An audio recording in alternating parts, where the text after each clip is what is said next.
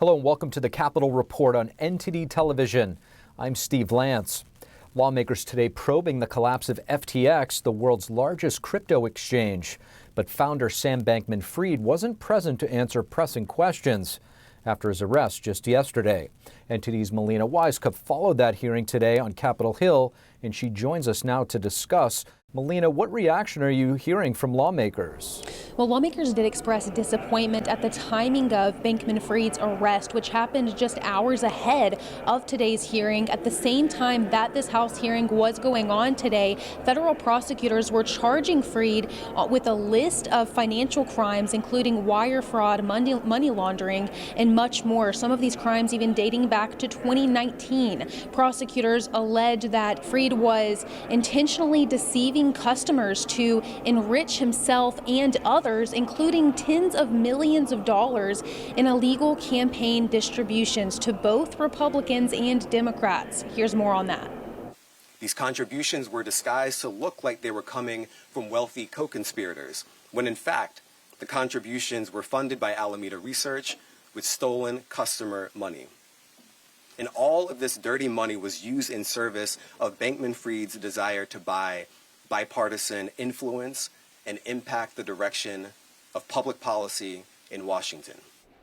So it's reported that FTX contributed about $40 million to Democrats during the 2022 election, and Fried says that he has contributed the same amount to Republicans. And of that lost money, it's unclear how much of it will be able to be recovered. Today at that House hearing, FTX's new CEO told lawmakers that he's unsure how much they will be able to recover after this collapse.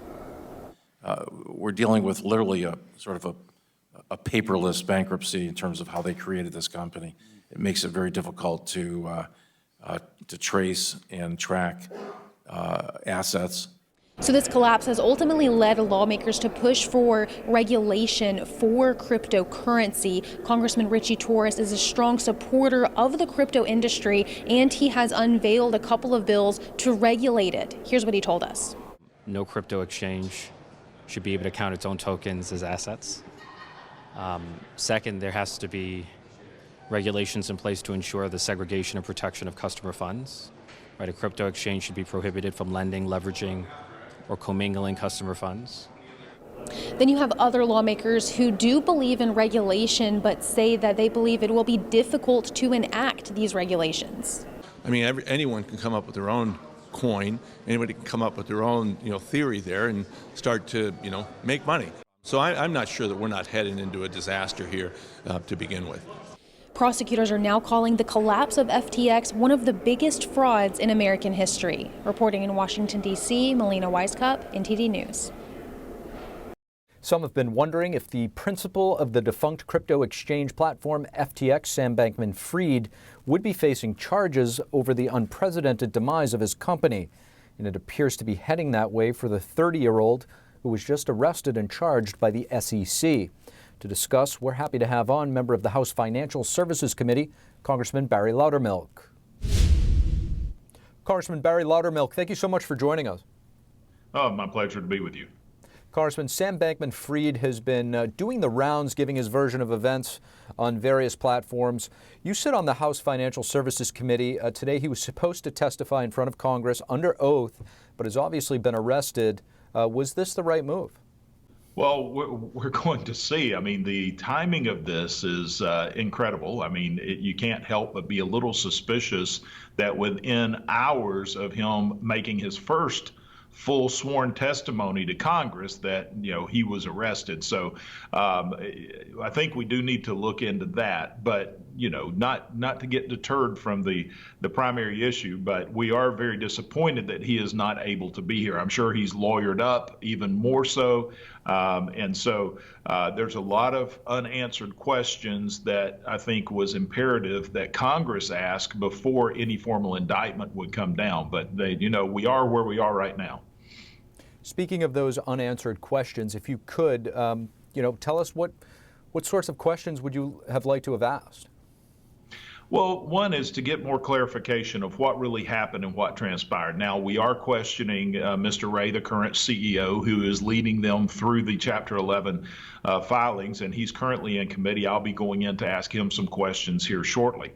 But some of the questions I would have liked to have asked Mr. Fried is he continually claims that several portions of the FTX platform, the many entities that were part of FTX, whether it's FTX International, FTX US, Alameda, and the others, he claims that some of those are solvent. And I would really like to know, how does he make the statement they're solvent? I will be asking Mr. Ray these questions. Is FTX US really solvent, or is that just semantics that Mr. Fried was using? And how commingled were the funds between all of these different entities?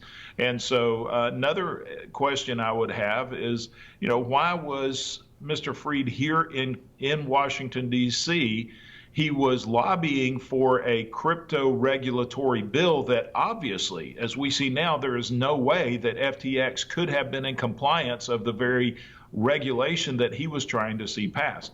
So that brings to question, why is he lobbying so hard for a bill that he could not comply with? Was it to hopefully bring them into some level of compliance, or was it something that he would use to actually go after his competitors? Speaking of regulation, do you think that this whole situation will bring more regulation in the crypto space, and do you find it necessary? Well, that's part of what this hearing needs to uncover. We need to get to the facts. I was on another broadcast earlier today, and the suggestion was made that it's, that the government did not have enough regulation here. But the reality is there were laws on the book that he violated, otherwise he wouldn't be under indictment and under arrest right now. We don't need to rush to overregulate. That's something that government tends to do. We need to take a step back. We need to look at what happened. And we also need to ask the question of the existing regulatory agencies, the one that does have oversight and authority over FTX, since FTX was an exchange, is the Securities Exchange Commission. Where were they on this? Were they asleep at the wheel, or were they too focused on their ESG and their woke policies that they're trying to implement on several companies? Are they too focused on that instead of actually doing the regulatory job that they should be doing? To your point, more and more Americans are losing faith in a lot of these government institutions based on polling. Is there any significance of the charges being brought against Fried by the SEC rather than the DOJ? Well, we're just starting to get the charges that are laid out. Since we've been in committee, I was told that the charges were made public. I haven't had a chance to read over those, but there's been reference that the SEC is actually going to bring some of the charges as well. And so I'll need a chance to really dig into it and see what specifically those charges are, and what interaction has the SEC had with FTX prior to their failure? That's something else I think that we need to investigate. Had the SEC looked into them at all? Had there been any meetings between Mr. Fried and the SEC or the SEC chairman? These are some of the things that we need to look into before we just rush to regulate. Congressman Barry Loudermilk, thank you so much. All right, thank you. President Biden signs into law a bill to protect same-sex marriage, but some Republicans say the legislation could have consequences for those with religious beliefs. NTD's Iris Tao brings us more. Thousands gather on the South Lawn as President Biden signs into law the so-called Respect for Marriage Act, the legislation granting federal protections to same-sex marriage. And now, the law requires that interracial marriage and same-sex marriage must be recognized as legal in every state in the nation.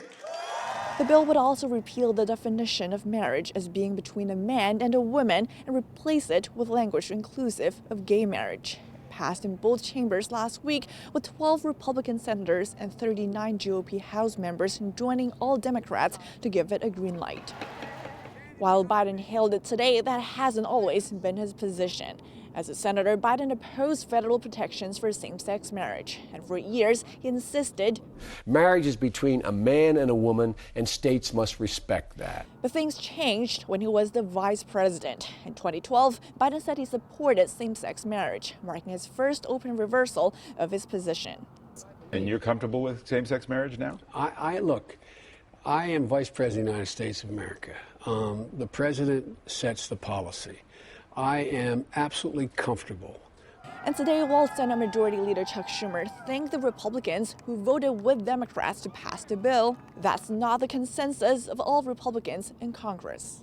This is yet another step toward the Democrats' goal of dismantling the traditional family, silencing voices of faith, and permanently undoing our country's God-woven foundation. I hope and pray that my colleagues will find the courage to join me in opposing this misguided and this dangerous bill. And others say the bill could prompt lawsuits against religious organizations. Reporting from the White House, Iris Tao, NTD News. U.S. scientists today revealing a breakthrough in fusion energy. They say it could one day help create a new source of energy and replace fossil fuels. The breakthrough was announced today by the Department of Energy and National Nuclear Security Administration.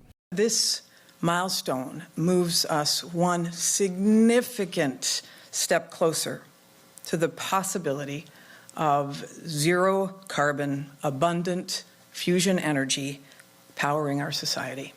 Scientists at the Lawrence Livermore National Lab have successfully fused atomic nuclei together using a laser. When the atoms fused into one denser atom, they released more energy than it took to make the reaction happen. This new energy source is being called fusion ignition. The lab director says commercialization of fusion ignition is still several decades away, but experts say that with constant research and investment, an ignition fusion power plant could be on the horizon. Thank you for watching the Capitol Report. If you want to see our full broadcast, check us out at epochtv.com.